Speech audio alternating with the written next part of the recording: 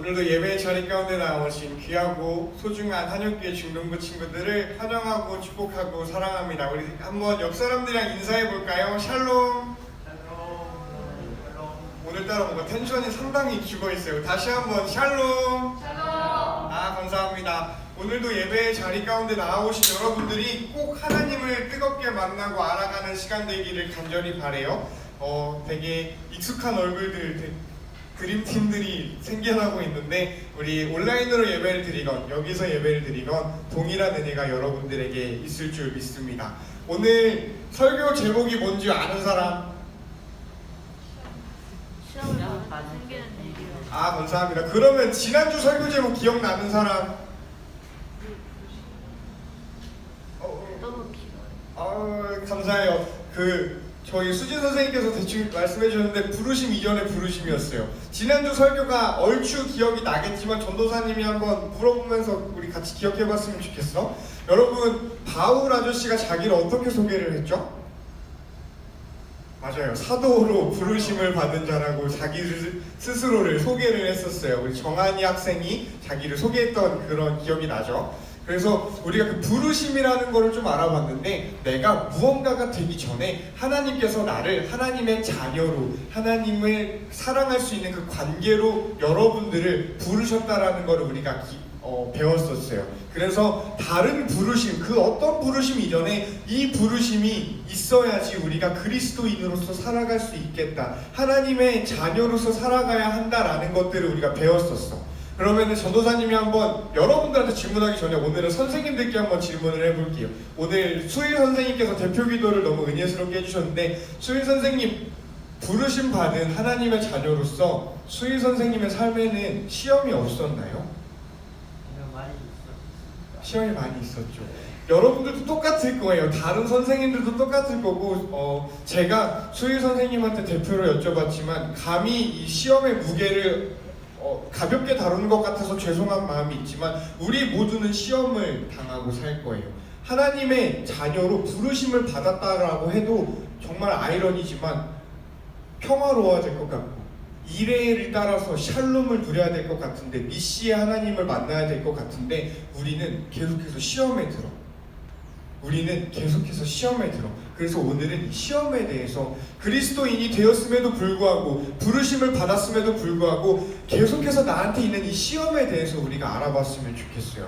그런데 얘들아, 시험이라는 거를 교회에서 들어본 사람, 교회에서 시험을 들어봤다, 시험에 대한 주제를 들어봤다. 내가 아직 그리 많이 정한이 있어요? 언제 한번 들어봤어요?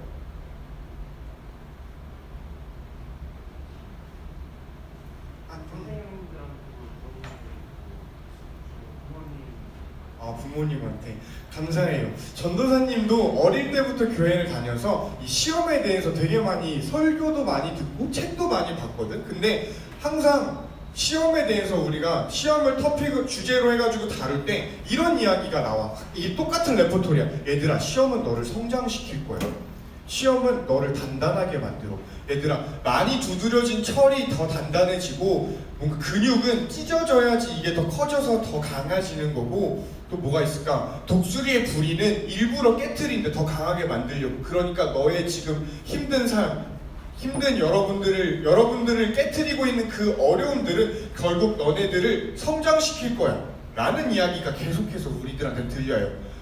전도사님은 되게 동의하는 부분이고, 시험은 우리를 성장시킨다는 거에서 너무나 맞는 말인데, 여러분 잘 한번 생각해봐. 우리가 앞으로 성경에 대해서, 하나님에 대해서 질문하는 사람들이 됐으면 좋겠어.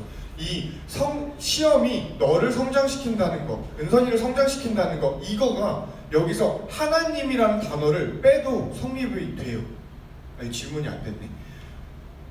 야, 시험이 너를 성장시킬 거야 라고 했을 때 여기에 하나님이 필요가 없어. 왜냐면은 내 성장을 이루어내는 시험이기 때문이야. 우리가 여태까지 들어왔던 시험은 계속해서 야, 괜찮아, 너가 이 상황들을 통해서, 이 시련을 통해서 너가 성장할 거야 라는 거에 포커스가 있는 나머지 거기서 하나님이라는 존재가 있든 없든 사실 상관이 없어.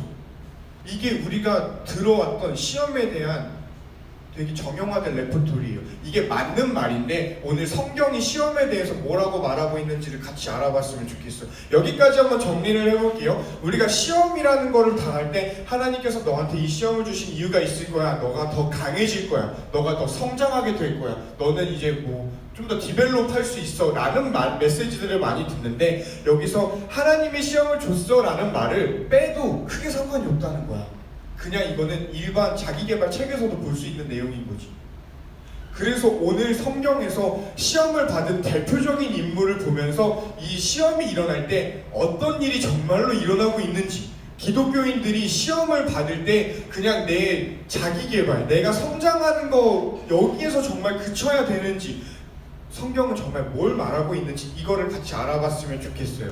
오늘 성경 말씀 본문은 마가복음 1장 13절로 12절로 13절 말씀입니다. 여러분들이 오늘 성경을 한번 펴봤으면 좋겠어.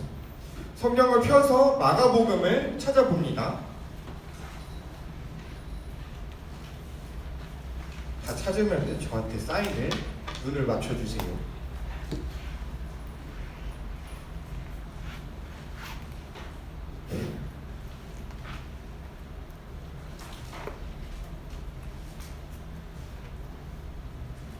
다 찾은 줄 알고 전도사님이 하나님의 말씀을 봉독합니다. 성령이 곧 예수를 광야로 몰아내신지라 광야에서 40일을 계시면서 사탄에게 시험을 받으시며 들짐승과 함께 계시니 천사들이 수종들더라. 아멘. 자, 여러분, 요거 위에 그 본문 위에 동글뱅이 보여요? 동글뱅이하고 그 소제목처럼 붙어있는 거 보여? 네. 보이세요? 그러면은 마태복음, 누가복음 써있는 거 보여요? 마태복음 몇 장 몇 절이에요? 1절에서 13절 맞나요? 1절에서 13절 몇 절, 한 몇 절에 걸쳐서 예수님이 시험받은 기사를 설명하고 있어. 그죠? 누가복음은 몇 장부터 몇 장 몇 절인가요? 이것도 똑같이 한 10절에 걸쳐서 예수님이 시험받은 기사를 얘기를 하고 있어. 예수님이 시험받은 기사를 설명을 하고 있어. 마태복음이랑 누가복음은 한 19절에 걸쳐서 예수님이 시험받은 이야기를 쭉 하고 있어. 근데 오늘 마가복음은 어때요? 몇 절이에요? 2절이에요. 얘들아, 예수님이 시험받은 기사 알고 있니? 알고 있겠지만 전도사님이 설명을 대충 해줄게. 여러분들이 기억난다 싶으면 끄덕끄덕 하면서 들어주세요. 예수님이 3가지 시험을 사탄한테 받았어. 뛰어내려라, 떡을 돌로 만들어라, 아니 돌을 떡으로 만들어라, 나한테 절해라. 이 3가지를 예수님이 사탄한테 들었단 말이야. 그리고 예수님이 여기서 어떻게 반응을 했는지 혹시 알고 있나요? 두 가지. 어? 두 가지만. 두 개는. 미안해, 안 들려. 그 두 개는 알아요. 2개는 알아요? 어때요, 은찬아? 네, 돌을 떡으로 만들라는 건 사람이 떡으로만 살 것이 아니고 말씀으로 산다는 건 뛰어내리려는 기억이 안 나요. 너무 고마워요. 방금 은찬이가 너무 정답을 말해줬는데, 야, 돌을 떡으로 만들어봐 예수야 라고 했더니, 야, 사람이 떡으로만 사는 게 아니고 하나님의 말씀으로 사는 것이다 라는 신명기 말씀을 가지고 반박을 하셨어요. 우리가 이렇게 은찬이가 알고 있는 것처럼 여러분들도 이 딱 텍스트로 정해져 있지는 않겠지만 예수님이 3가지 시험에 대해서 전부 다 신명기의 말씀으로 사탄의 그 가짜는 그 질문들, 그 시험들을 부셔버렸다라고 우리는 알고 있어요. 그래서 우리가 보통 이 예수님의 시험 기사에 대해서 들을 때 어떻게 들었냐면은 시험이 다가옵니다. 사탄이 주는 시험이 있습니다. 그러면 우리는 예수님처럼 말씀을 가지고 그 시험에 대적을 합시다. 야, 사람이 어떻게 떡으로만 사냐? 말씀으로 사는 거다. 하면서 우리가 말씀으로 돌아가자. 이 시험을 이겨내자. 했을 때 우리가 그 시험을 완벽하게 이길 수 있다라는 게 대부분의 설교였는데 그런 차원에서 이 마가복음 본문은 그럼 틀린 게 되어버리는 거야. 왜냐면은 마가는 거기에 집중을 하나도 안 하고 있거든. 며칠 전에 6.25였어요. 6.25 때 여러분 뭐 했는지 모르겠지만 전도사님은 뽕에 취해가지고 태극기 날리면부터 고지전까지 다 봤거든. 다 보면서 되게 눈물도 많이 흘리고 그랬는데 여러분한테 6.25 사건을 6.25 한국전쟁을 2문장으로 요약하라고 하면 여러분들은 어떻게 할 것 같아요? 정말 어렵죠. 비슷한 질문 다르게 해볼게요. 여러분의 지난 일주일을 2문장으로 요약하라고 하면은 여러분들은 어떻게 요약을 하실래요? 중요한 거를 남기시겠어요? 아니면은 중요하지 않은 것들까지 굳이 다 넣어가지고 장황하게 설명을 하시겠어요? 요약이라고 하는 거는 본래 가장 중요한 것만 알맹이만 다른 거는 못 전해도 되니까 이거는 꼭 전해야겠다 라고 해가지고 딱 선택된 그 알맹이만 전달하는 게 요약이야. 그래서 625를 사실 두 문장으로 요약하는 건 불가능해요. 사실 불가능해요. 어떤 측면에 따라서 뭔가 연도를 따르면은 95년 6월 15일에 북한의 남침으로 시작이 돼서 정전협정이 시작이 돼가지고 53년 7월 27일에 휴전협정이 일어났다라고 이렇게 어떤 역사적인 관점, 시기적인 관점에서 요약을 하는 게 있고 다른 관점에서 요약을 하는 게 있고 다른 관점에서 요약을 하는 게 있는 것처럼 우리가 요약을 한다는 게 정말 어려운 작업이야. 그런데 어떠한 관점에서 요약을 하든지 가장 중요한 절대적으로 전해져야 될 것들은 담겨 있단 말이야. 다른 말로 뭐냐면요, 굳이 전해지지 않아도 되는 거는 전달하지 않아도 되겠다라고 판단되는 거는 생략이 될 수 있는 거예요. 오늘 마가복음은 딱 두 절로 되어 있어요. 그리고 우리가 여태까지 마태복음이랑 누가복음 기사로 은찬이가 그랬던 것처럼 알고 있는 것은 예수님이 세 가지 질문을 받고 세 가지 대답을 성경으로 했다 이거여가지고 이게 정말 물론 너무너무 중요한 거예요. 이게 정말 중요한 줄 알았는데 마가는 그 내용보다 다른 거에 집중을 하고 있다는 거예요. 마가가 생각했을 때 이게 좀 더 중요해서 마가는 이거를 우리한테 전달해 주기로 결정을 했고 그렇게 성경을 쓰고 우리는 그거를 성경으로 받아들였어요. 여기에서 보이는 정보가 몇몇 개 없죠. 이게 예수님 그 시험기사의 요약이라고 싶을 정도로 예수님이 무슨 말을 사탄한테 듣고 어떻게 사탄한테 대답했는지를 하나도 마가가 신경을 안 쓰고 있다는 거야. 그럼 마가가 뭘 보고 있냐면요, 네 가지를 보고 있어요. 네 가지 따라해 볼게요. 첫 번째, 성령이 보냈다. 두 번째, 광야로 보냈다. 세 번째, 들짐승이 함께 있었다. 네 번째, 천사가 수종 들었다. 감사해요. 이 네 가지에 마가는 모든 예수님의 시험 기사를 때려 박았어요. 요약을 이렇게 한 거야. 먼저 알아보고 싶은 거는 성령님이 예수님을 광야로 보냈다는 거예요. 성령님이 예수님을 이거 가지고도 나눌 수 있는 게 너무 많은데 사실 좀 더 초점을 맞추고 싶은 거는 그 다음에 있어요. 들짐승 그리고 천사. 이거를 같이 나누고 싶은데 여러분들 아까 전도사님이 성경 봉독하면서 들짐승이라고 했을 때 좀 뜬금없지 않았어? 뜬금없지 않아요? 예수님이 시험을 받는데 이게 두 문장으로 요약이 됐는데 예수님에 대해서 우리가 기억하고 배워왔던 이미지를 쌓아왔던 세 가지 질문에 대한 게 아니라 갑자기 어디선지 모르겠는데 들짐승이 등장을 한 거야. 얘는 뭐 마태복음, 누가복음 여기 절대 안 써있는데 갑자기 마가가 이 예수님이 시험받는 광야에 예수님이 들짐승이랑 같이 있었다는 이야기를 하기 시작했어요. 사실 이거 무시하고 넘어가면 무시할 수 있는데 절대 무시하면 안 되는 시험이 벌어질 때 생기는 일에 대한 표지예요. 오늘은 이거에 대해서 같이 나눠봤으면 좋겠어요.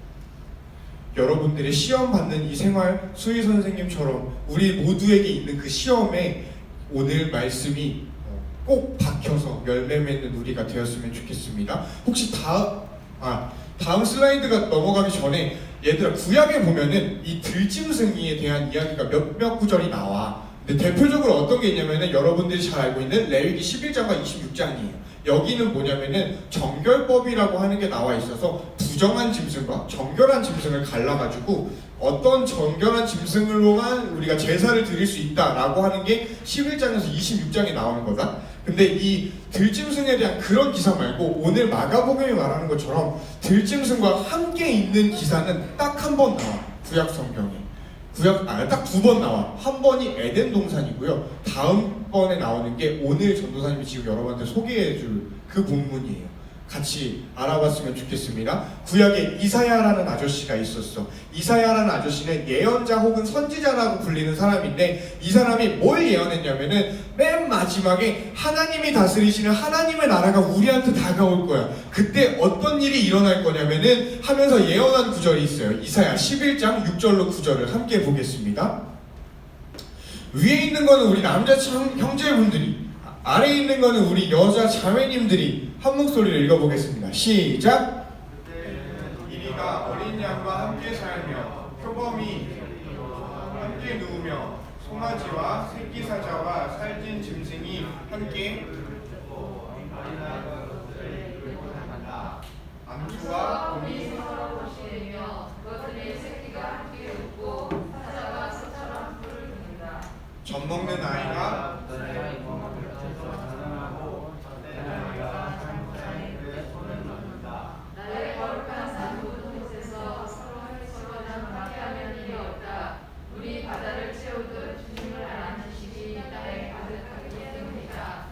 아멘. 아까 전도사님이 좀 소름 돋았던 게 수희 선생님이 마지막에 기도하실 때 여호와를 아는 지식이 여기 충만하게 해달라는 기도 제목 기도를 나눠주셨어요. 그런 역사가 오늘 기도와 말씀을 통해서 우리에게 임하기를 소망합니다. 자, 들짐승들이 여기 쭉 나왔어. 쭉 나왔는데 얘네가 지금 함께 있어. 함께 있는데 누구랑 누가 같이 있냐면은 소랑 사자랑 같이 있고, 뭐 곰이랑 양이랑 같이 있고, 애기랑 코브라랑 살모사가 코브라예요. 코브라의 굴에다가 손을 집어넣고 논대. 이게 이사야라는 아저씨가 마지막 때 하나님의 통치하시는 하나님의 평화의 나라가 왔을 때 이렇게 될 거야 라고 말을 했던 그 표지예요. 그러니까 하나님이 다스리시는 하나님의 나라가 오면은 들짐승이랑 우리랑 함께 있을 거야. 근데 이게 그냥 강영욱처럼 뭔가 평화롭고 다 같이 하하호호하는 세상이 아니라 봐봐, 적은 그대로 있어. 양에게 적은 위협은 사자예요. 아가한테 제일 위험한 거는 코브라예요. 근데 코브라가 없어진 게 아니라 코브라와 적이 되어 있는 관계가 없어졌어. 적이 없어진 게 아니라 적대 관계가 없어졌어. 너를 괴롭히고 너를 힘들게 하는 그 모든 게 없어진 게 아니라 그게 비로소 힘을 잃어버린 거야. 평화가 그 모든 거를 그냥 짓밟아가지고 아무런 적대 관계라는 게 성립하지가 않아. 그래서 늑대랑 양이랑 같이 뛰어놀 수 있는 세상이 하나님 나라에서 펼쳐지고, 양이랑 곰이랑 뛰어놀 수 있는 그 하나님 나라, 들짐승이랑 같이 있게 되는 하나님 나라가 이사야 선지자가 예언한 마지막 때 하나님이 통치하실 때 일어날 일인 거예요. 근데 그게 지금 마가는 오늘 일어났다라고 하고 있어. 예수님이 시험받는 광야에서 들짐승이랑 예수님이랑 같이 있었대. 이 말은 뭐냐면요, 예수님이 시험받는 동안에 하나님의 나라가 예수님한테 임한 거예요. 다시 한번, 이 말은 뭐냐면요, 예수님이 시험받을 때 하나님의 나라가 예수님한테 임한 거예요. 우리한테 시험이 다가온다라는 거는, 그래서 우리가 시험을 이겨낸다라는 거는 단순히 은찬이가 성장을 하고 태권도 4품을 따가지고 막 이렇게 어려운 훈련 과정을 거쳐서 디벨롭 하는 게 아니라, 이런 수준이 아니라, 이런 차원이 아니라 우리가 그 가운데에서 임하시는 하나님 나라를 느낄 수 있고 체험할 수 있다라는 게 우리한테 다가온 시험에서 진짜 일어나는 일이에요. 단순히 내가 한 단계 성장하고 내가 좀 더 나아지고 내 근육이 커지고 이런 게 우리한테 오는 시험이 있을 때 일어나는 일이 아니라, 진짜 시험이 왔을 때 일어나는 일은 들짐승이 함께 있어서 함께 있는 그 하나님의 나라가 표지가 드러나는 거에 끝나는 게 아니라 천사가 너의 수종을 들어준대. 정윤이 너의 수종을 천사가 들어주고 지혜의 수종을 천사가 들어준대. 이거는요 되게 현실감 없는 이야기라고 들릴 수 있겠지만 우리가 시험을 받을 때 우리한테 일어나는 일이라고 마가는 이야기를 하고 있어요. 그러면은 마가는 왜 마태랑 누가 아저씨는 10절에 걸쳐서 어떠한 이야기를 들었고 어떻게 대답을 했는지 세세하게 썼던 이 시험의 내용과 이 시험의 의미와 시험의 난이도에 그렇게 집중을 했는데, 마가가 이거를 왜 과감하게 생략을 했는지 여기서 나오는데, 마가한테 시험의 내용은 1도 중요하지 않았기 때문이에요. 마가가 집중하고 있는 거는 그냥 시험이 있었던, 예수님이 성령에 의해서 내몰렸던 광야에서 시험을 받을 때 하나님 나라가 예수님한테 펼쳐졌다라는 거, 이거 말고 더 중요한 게 없었던 거야. 이 말이 결코 전도사님이 되게 쉽게 얘기하는 것처럼 들릴까봐 너무 미안하고 죄송스러운데, 여러분들의 시험이 쉬울 거라는 이야기는 아니에요. 전도사님도 똑같이 시험을 받는 사람으로서 전도사님한테 하는 말인데, 시험이 쉬워지고 너의 난이도가 낮춰지고 뭐 되게 스무스한 인생을 살게 될 거야, 나이스하고 아름다운 인생을 살게 될 거야 라는 말이 될 수가 없어요. 왜냐면 여전히 예수님의 그 시험은 힘든 시험이었거든. 40일 동안 이어진 광야에서의 시험이었거든. 그런데 그 40일과 광야라는 그 지역이 아무런 힘을 쓰지 못하게 되는 유일한 이유가 뭐냐면요, 예수님이 성경 말씀으로 대적해서 이것도 있지만 먼저는 하나님이 함께 하시면서 하나님이 하나님의 나라를 예수님한테 열어주셨기 때문이에요. 전도사님은 어릴 때부터 약간 이런 생각이 있었어. 이렇게 들으면은 근데 그건 예수님이잖아요. 오늘 나는 아니에요.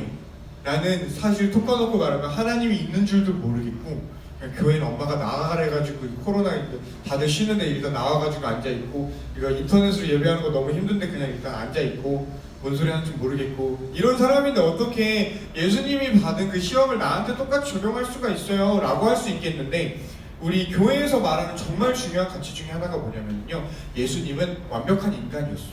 예수님은 완벽한 신이면서도 완벽한 인간이셨어. 예수님이 완벽한 인간이셨다라는 건 뭐냐면요, 예수님이니까 이겨낼 수 있는 시험 그딴 건 없었다는 거예요. 예수님도 똑같이 우리와 같이 힘드셨고 배고프셨고 아프셨대요. 그렇기 때문에 예수님이 받은 시험이라는 거는 우리한테도 오는 시험이라는 거예요. 안 왔으면 좋겠지만 부르심을 받은 하나님의 자녀로서 그런 게 절대 없었으면 좋겠지만 우리한테는 그 시험이 다가와요. 근데 거기서 우리가 예수님이니까 이겨냈지 나는 이겨낼 수 없어요 라고 말을 할 수 없는 거는 예수님이 완벽한 인간이셨기 때문이에요. 근데 이게 단순히 우리가 핑계할 수 없는 그런 뭔가 보험이 생겼다 이런 느낌이 아니라 반대로 말하면은 우리의 시험에도 들짐승이 함께 있는 하나님 나라의 표지가 열릴 거예요. 열릴 거가 아니라 열려요. 시험은 그런 거예요. 시험은 단순하게 그냥 야 너가 오늘 너무 힘들구나, 너가 오늘 이 관계 때문에 너무 끙끙 앓고 있구나, 너가 오늘 이 준비하고 있는 이것들이 잘 되지가 않아서 뭐 그렇구나, 그러나 그 모든 게 널 좀 더 좋은 학생으로 만들어 줄 거야. 너를 다음번에 이런 문제가 왔을 때 이겨낼 수 있는 좋은 수학 실력을 가지게 할 거야. 이딴 차원에서 머물 수가 없어요. 복음은 그런 게 아니에요. 복음은 그냥 내 발전, 내가 레벨업하는 것 여기에 있지가 않고 너의 그 모든 상황 속에 하나님의 나라가 지금 함께한단다. 너의 정말 어려운 그 상황 속에 하나님의 나라가 광야 같고 40일 동안 먹지도 못하고 있는 그 상황일지라도 하나님의 나라가, 그 평화의 나라가 너에게 다가오고 있고 너에게 경험되어지고 있어 라는 게 시험이 있을 때 정말로 일어나는 일이에요. 오늘 마가복음 1장 13절로 14절, 12절로 13절은 그것에 집중을 하고 있어요. 우리가 그렇게 시험을 받을 때 그 하나님 나라를 인식하고 소망할 수 있는 한영교회 중등부가 되었으면 좋겠어요. 같이 하나 기억하고 싶은 거는 무엇보다 성령님이 예수님을 광야로 내모셨다는 거예요. 성령님이 예수님을 광야로 내모셨어요. 그 광야는 우리가 알고 있는 그 사막 생각하면 돼요. 사막으로 예수님을 보내셨고 예수님을 부르셨어요. 우리가 생각했을 때 하나님이 나를 자녀로 부르셨대, 하나님이 나를 관계로 부르셨대, 와 너무 기쁘다, 와 나는 이제 하나님의 자녀로서 행복하게 하루하루를 살겠다라고 생각하는 우리들한테 예수님한테 광야로 보내신 게 성령님이었어요. 얘들아, 너 엄마가 이렇게 너는 어디를 보내면 다시 데리고 오잖아. 하나님은 성령님을 통해서 예수님을 보내셨을 때 이 성령님이 보냈다라는 것 자체가 보험이었어요. 우리 오늘을 살아가는 우리한테도 똑같이 여러분들이 시험을 당하는 그 모든 것들이 성령 하나님께서 보내신 거라고 전도사님은 믿어요. 왜냐하면 전도사님 뇌피셜이 아니라 성경이 그렇게 말을 하고 있거든요. 그래서 우리가 좀 담대했으면 좋겠어요. 우리의 소망은 내가 레벨업하는 게 아니라 하나님 나라를 내가 경험할 수 있다는 게 우리의 소망이 될 거예요. 그렇기 때문에 너가 이 시험을 통과하지 못해도 상관없어요. 너가 이 시험을 통해서 성장하지 못해도 상관없어요. 그게 우리의 소망이 되지가 않아요. 너가 좋은 고등학교, 너가 좋은 대학교에 가지 못해도 아무 상관없어요. 왜냐하면 그게 우리의 소망이 되지 않아요. 시험의 목적은 그게 아니에요. 시험은 우리가 하나님 나라를 경험하는 삶을 살 수 있도록 하는 게 시험이에요. 우리가 그 시험을 기쁘게 받을 수 있는 부르심을 입은 주의 자녀들이 되었으면 좋겠습니다. 이제 말씀을 마무리하려고 하는데 전도사님이 한 성경 말씀을 여러분들한테 선물로 주고 싶어요. 전도사님 거는 아닌데 그래도 성경을 좀 읽고 있는 사람으로서 여러분들한테 읽었겠지만 소개해주고 싶은 구절이 나타났어요. 그래서 여러분들이랑 나눠보고 싶습니다. 찾아보지 않아도 돼요. 로마서 8장 31절로 39절 말씀이에요. 조금 길어서 전도사님이 천천히 읽어줄게요. 여러분들은 눈과 귀와 마음으로 그 하나님께서 오늘 시험을 당하고 있는 여러분들에게 무엇을 말씀하시고 계시는지 잘 들어봤으면, 선물을 뜯어보는 그 설레는 마음으로 하나님 말씀을 기대하고 소망해봤으면 좋겠습니다. 하나님 말씀을 봉독합니다. 그렇다면 이런 일을 두고 우리가 무엇이라고 말할 수 있겠습니까? 하나님이 우리 편이시면 누가 우리를 대적하겠습니까? 자기 아들을 아끼지 않으시고 우리 모두를 위하여 내주신 분이 어찌 그 아들과 함께 모든 것을 우리에게 선물로 거저주지 않으시겠습니까?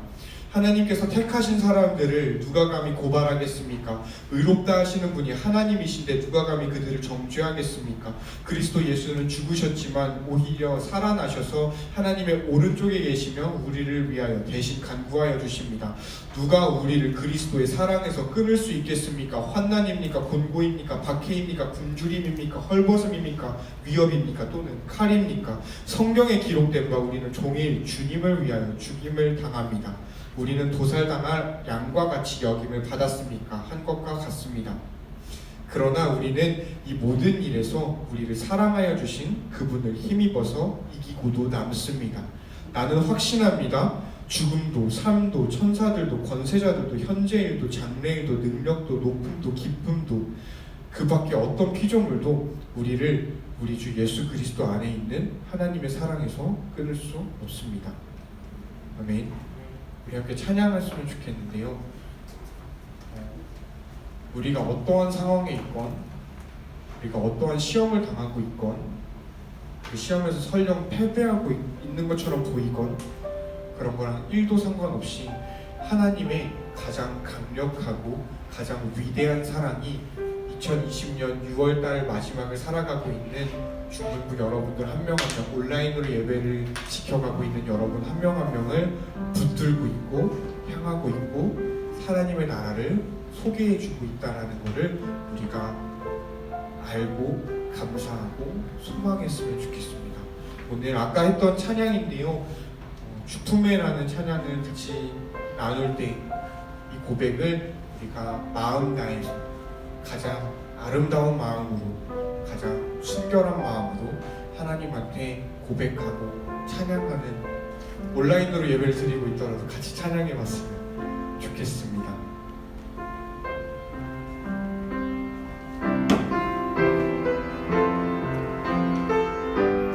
하나님이 찬양의 고백이 우리의 고백이 될 수 있도록 해주시옵소서.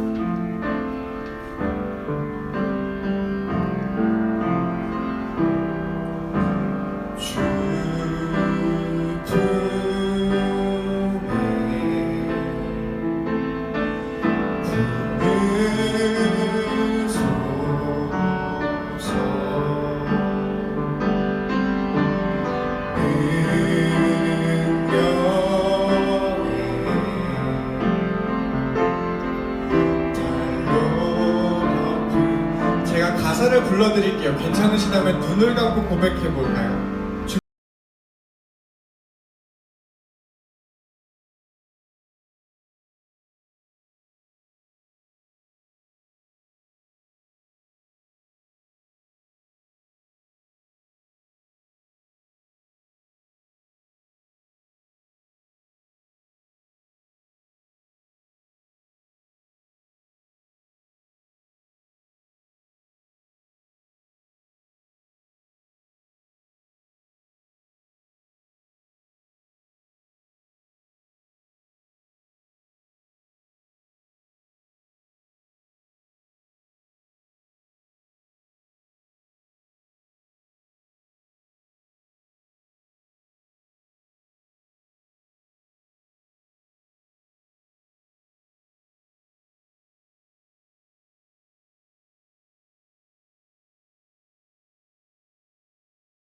다시 한번 찬양합니다. 주님 안에, 주님 안에 나 거하리, 나 거하리. 주 능력, 주 능력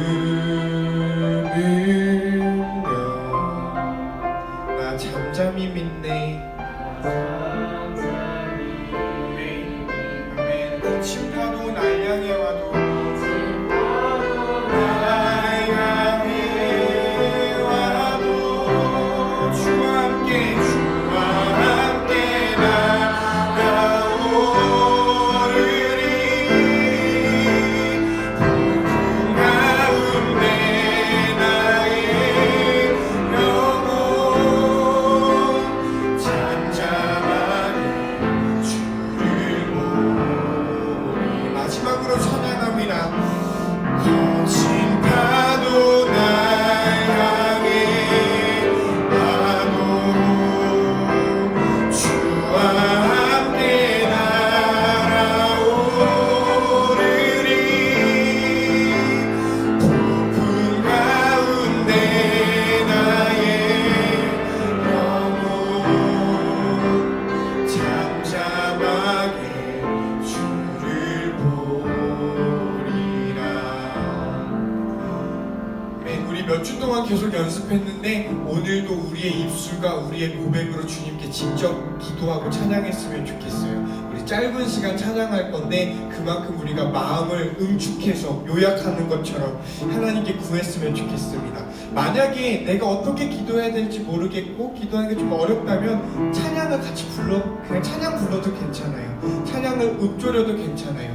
그런데 내가 기도할 수 있겠다라고 생각되는 친구들은 우리 같이 하나님께 주님 오늘 나를 만나주시는 그 하나님을 내가 더 사랑하고 만날 수 있게 해주세요. 같이 기도했으면 좋겠습니다. 함께 기도합니다. 사랑해 주 하나님 아버지, 나를 주님 품 안에 품어주시옵소서. 나를 주님의 그 능력의 팔로 덮어주시옵소서. 그래서 거친 파도가 날 향해 와도 내가 주님과 함께 날아오를 수 있게 하시고 폭풍 가운데 나의 영혼이 잠잠하게 주를 바라볼 수 있게 하여 주시옵소서. 내가 그 폭풍을 이기는 것에 초점을 두는 것보다 폭풍 가운데서 함께 하시는 그 하나님 나라를 바라보고 그 하나님 나라를 경험하는 우리 한영교회 중등부 친구들 한 명 한 명과 선생님들이 될 수 있도록 주 하나님 인도하여 주시옵소서. 그래서 이 시험을 통해서 결국에 내가 성장하고 내가 강해지는 것이 아니라 내가 그 완벽한 하나님 나라를 경험하고 내가 그 평화로운 승리하신 하나님의 나라를 살아갈 수 있는 자들로서 우리가 세워질 수 있도록 우리를 주님 품 안에 품어주시옵소서. 그렇게 우리를 인도하시고 사랑하시는 우리 주 여호와 하나님을, 니시 하나님을, 샬롬의 하나님을, 이레 하나님을 소망하고 사랑하고 기대하며 만나기를 간절히 바랍니다. 오늘의 예배 가운데에서 우리를 불러주시고 우리를 세우시며 우리를 하나님의 나라로 초대하시는 그 주님의 음성에 온전히 반응할 수 있는 반응한 그런 시간이었음을 주님 앞에 고백하며 감사로 오늘의 예배를 주님께 올려드립니다. 감사드리며 이 모든 말씀 우리 주 예수 그리스도의 이름으로 기도드립니다. 아멘. 이 시간에 우리가